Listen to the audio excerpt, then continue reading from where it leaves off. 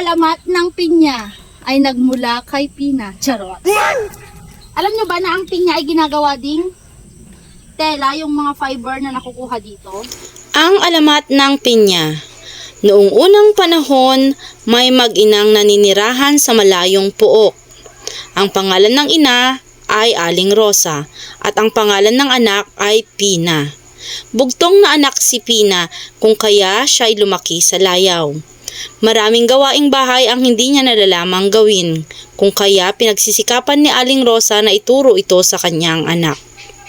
Minsan nagkaroon ng karamdaman si Aling Rosa. Naratay siya sa higaan kaya si Pina ang inutusan niyang gumawa ng ilang mga gawaing bahay. Inutusan ni Aling Rosa na magluto ng lugaw si Pina. Sumunod naman si Pina, kaya lang sa bawat gawa niya ay palagi niyang tinatanong ang ina sa mga bagay na kanyang kailangan. Tulad ng, "Inang, nasaan po ang bigas? Inang, nasaan po ang posporo? Hindi ko mahanap."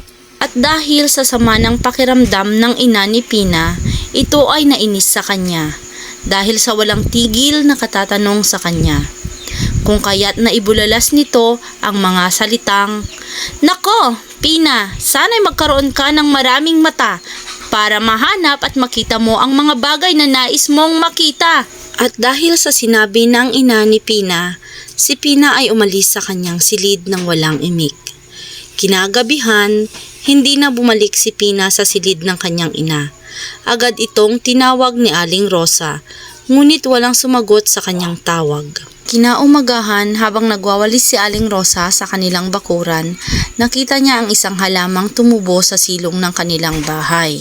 Kinuha niya ito at itinanim sa kanilang bakuran. Pagkaraan ng ilang araw, ito ay lumaki at namunga.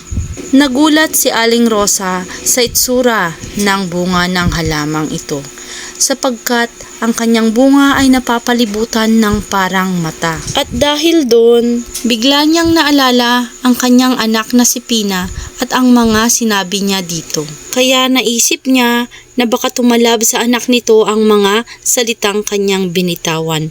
Kaya tinawag ang prutas na pinang, na kalaunan ay naging pinya. Paalala, ito ay isang alamat lamang, isang kwentong bayan na nagpapakita ng kabutihan ng isang ina sa kanyang anak at ang halaga ng pagtsatsaga sa pag-aalaga ng mga halaman. Tinuturo din sa kwentong ito ang kahalagahan ng pagsunod sa payo ng mga magulang. Ayan, yung pinya. Wow, pinya.